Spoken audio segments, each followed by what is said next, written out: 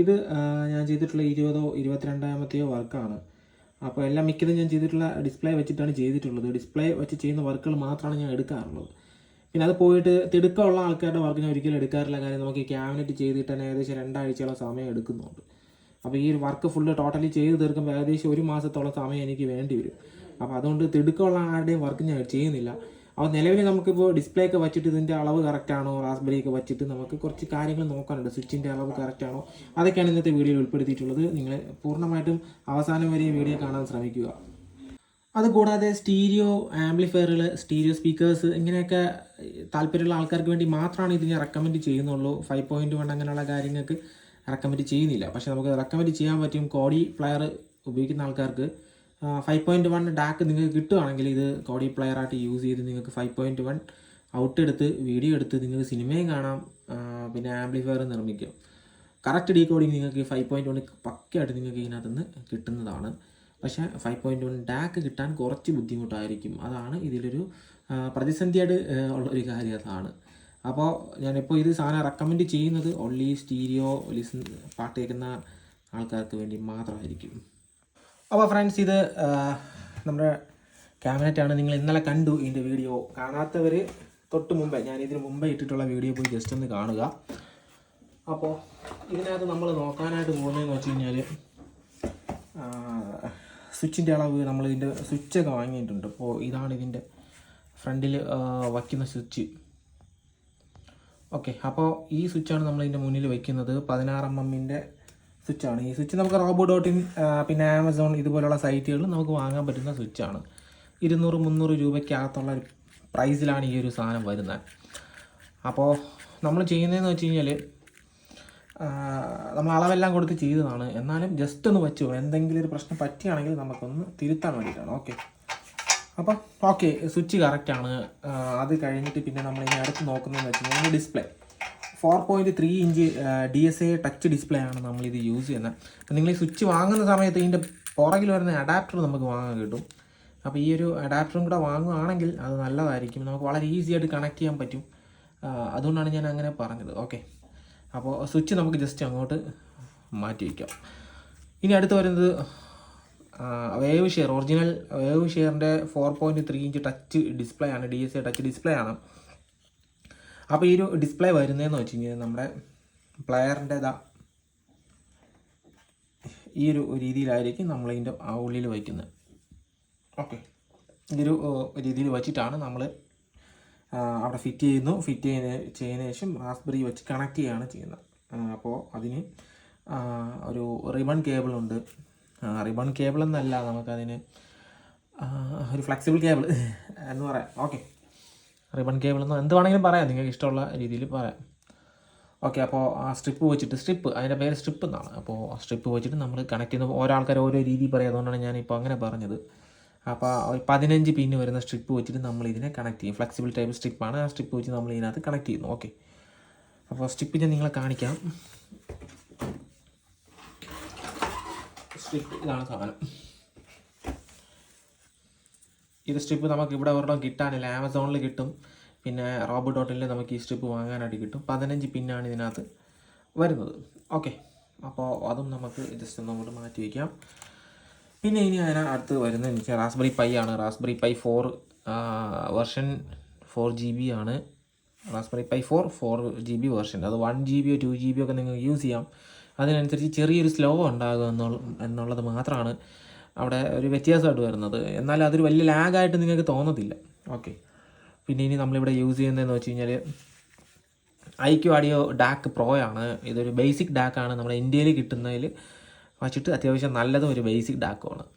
ഇതിനെക്കാട്ടി നല്ലത് അല്ലോ ബോസ് നമുക്കിവിടെ കിട്ടുന്നുണ്ട്. പക്ഷേ ഒരു പ്രശ്നം എന്ന് വെച്ച് കഴിഞ്ഞാൽ ഇപ്പോൾ അല്ലോ ബോസ് സ്റ്റോപ്പ് ചെയ്തു. അതുകൊണ്ട് നമുക്കത് നിലവിൽ ഇവിടെ കിട്ടുന്നില്ല.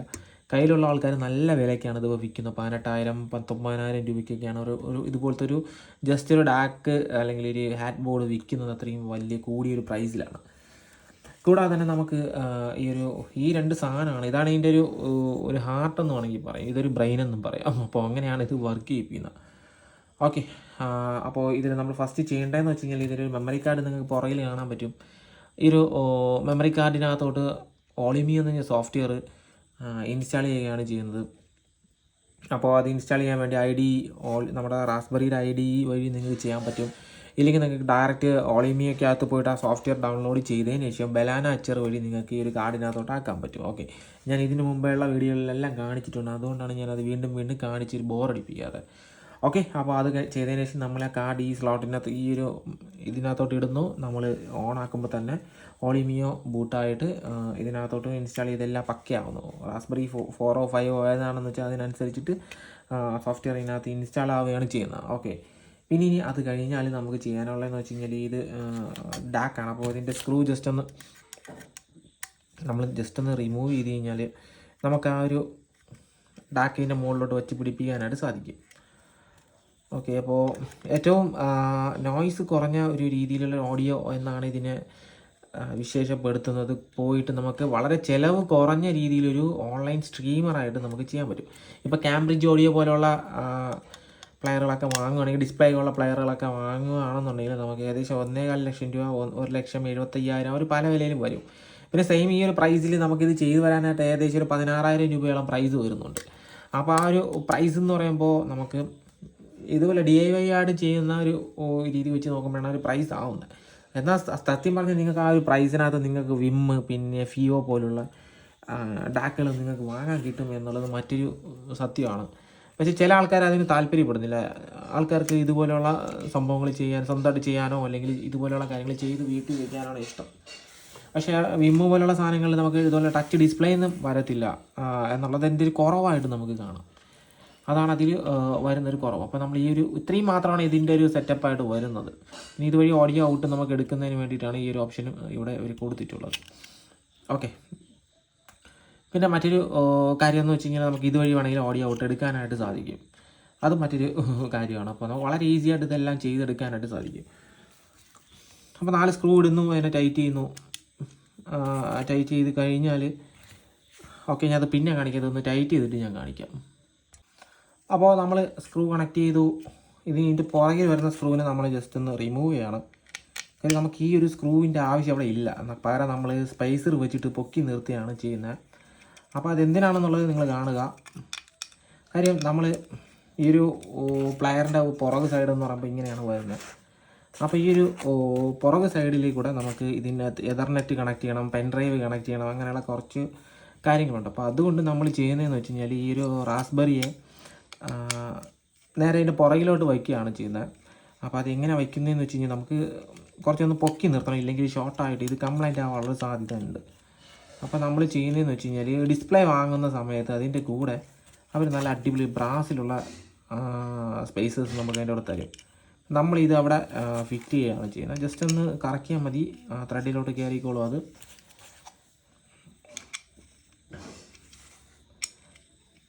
ജസ്റ്റ് ഒന്ന് കണക്ട് ചെയ്തു. ഇതിനകത്ത്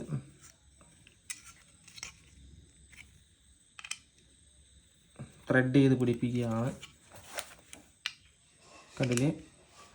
എന്നിട്ട് നമ്മൾ ചെയ്യുന്നതെന്ന് വെച്ച് കഴിഞ്ഞാൽ ഇപ്പോൾ ഇതാണല്ലോ ഇതിൻ്റെ പുറക് സൈഡ് എന്ന് പറയുമ്പോൾ ഇതാണല്ലോ, നമ്മളത് കറക്റ്റ് ഒരു ലെവലിൽ വയ്ക്കണം. ലെവലിൽ വെച്ചതിന് ശേഷം നമ്മൾ ചെയ്യുന്നതെന്ന് വെച്ചാൽ ഇവിടെ ഒരു അക്രലിക് പാനലാണ് നമ്മൾ ജസ്റ്റ് അടുത്ത് കട്ട് ചെയ്യാനായിട്ട് പോകുന്നത്. അപ്പോൾ അത് പിന്നീട് ഒരു ദിവസമാണ്. ഇപ്പോഴല്ല കാര്യം, നമുക്കിവിടെ അക്രലിക് കട്ട് ചെയ്യാനുള്ള ഓപ്ഷൻസ് ഒന്നും ഇല്ല. അപ്പോൾ അതുകൊണ്ടാണ് ഞാൻ അങ്ങനെ പറഞ്ഞത്. അപ്പോൾ ഇവിടെ അക്രലിക് പാനൽ ഇത് കണക്കാക്കി കട്ട് ചെയ്യുമ്പോൾ അപ്പോൾ അത് എങ്ങനെയാണെന്ന് വെച്ച് കഴിഞ്ഞാൽ ഞാൻ കാണിച്ചത്. അതിൻ്റെ ഒരു അളവ് ഞാനിവിടെ എടുത്ത് വെച്ചിട്ടുണ്ട്.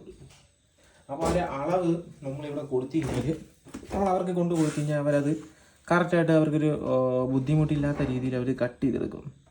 അത് ഈ ഒരു രീതിയിൽ നമുക്കൊരു ഷീറ്റ് കിട്ടണം. ഇതാണ് അതിൻ്റെ ഒരു കറക്റ്റ് അളവായിട്ടുള്ള ഈ ഒരു രീതിയിൽ നമുക്കൊരു ഷീറ്റ് കിട്ടണം. ആ ഒരു ഷീറ്റ് പുറകിൽ അക്രലിക് ഷീറ്റ് പുറകിൽ വെച്ചതിന് ശേഷം നമ്മളിത് ഒന്ന് ഒട്ടിക്കുകയാണ് ചെയ്യുന്നത്. ഒട്ടിച്ച് വെച്ചതിന് ശേഷം പിന്നെ നമ്മളിവിടെ ഇതിൻ്റെ RC സോക്കറ്റ് നമുക്ക് ഈ ഒരു അക്രലിക് പാനലിലാണ് വരുന്നത്. പിന്നെ അത് കഴിഞ്ഞ് AC സോക്കറ്റ് നമ്മളിവിടെ കൊടുക്കുന്നു, ഡയറക്റ്റ് AC കണക്ട് ചെയ്യുന്നു, ഇതിനെ വർക്ക് ചെയ്യിപ്പിക്കുന്നു. അപ്പോൾ ഇത്രയാണ് ഇതിനകത്ത് നമ്മൾ ചെയ്ത് തീർക്കാനായിട്ടുള്ള ഇനി പെൻഡിങ് കിടപ്പുള്ള വർക്കുകൾ. അപ്പോൾ ഇത് നമ്മുടെ ക്യാബിനറ്റായി ഇനി കുറച്ച് വർക്കുകൾ ചെയ്ത് കഴിഞ്ഞാൽ ഇത് പൂർണ്ണമായിട്ട് ഇതിൻ്റെ വർക്ക് തീരും. അപ്പം നമുക്ക് ഈ മഴ അങ്ങനെയുള്ള കാര്യങ്ങളില്ലാന്നുണ്ടെങ്കിൽ കുറച്ച് പെട്ടെന്ന് തന്നെ ഇതിൻ്റെ വർക്ക് നമുക്ക് തീർത്തെടുക്കാനായിട്ട് സാധിക്കും. അപ്പോൾ ഇങ്ങനെയാണ് വരുന്നത്. അപ്പോൾ ഇതിന് പൂർണ്ണമായിട്ടുള്ള വർക്ക് നിങ്ങൾക്ക് കാണാൻ വേണ്ടിയിട്ട് ഇപ്പോൾ തന്നെ ആദ്യമായിട്ട് കാണുന്ന ആൾക്കാരൊക്കെ ആണെങ്കിൽ ഫോളോ ചെയ്തോ. ഇത് വലിയ സംഭവമൊന്നുമല്ല, പക്ഷേ ഇതിൽ നിന്ന് കിട്ടുന്ന ഓഡിയോ ക്ലീൻ ആണ്. ക്ലീൻ മീൻസ് അടിപൊളിയാണ് ഇതിൻ്റെ ഓഡിയോ.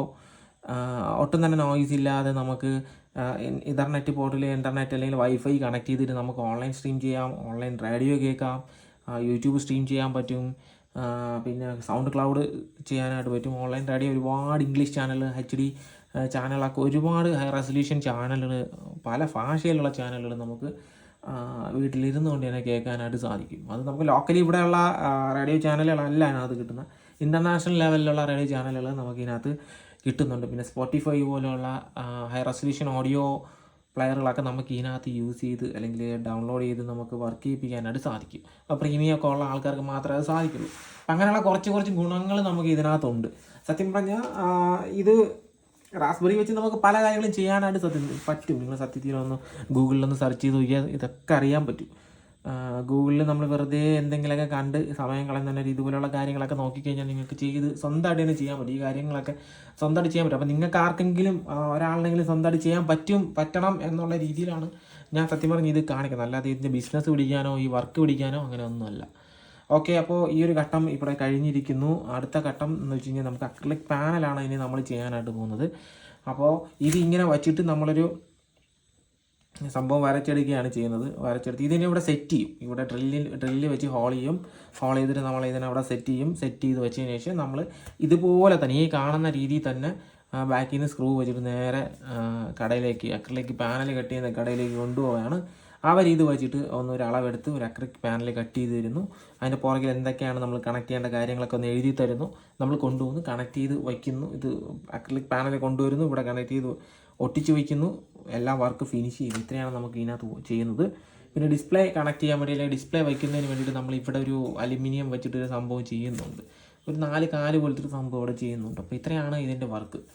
ഏകദേശം ഇത് ചെയ്ത് വരുമ്പോൾ എങ്ങനെ പോയാലും ഒരു 15,000 രൂപയ്ക്ക് മുകളിൽ എന്തായാലും, അല്ലെങ്കിൽ 15,000 രൂപയ്ക്ക് അകത്തുള്ളൊരു പ്രൈസ് നമുക്ക് ചിലവ് വരുന്നുണ്ട്. അപ്പോൾ ഇങ്ങനെയാണ് ഈ വർക്ക്.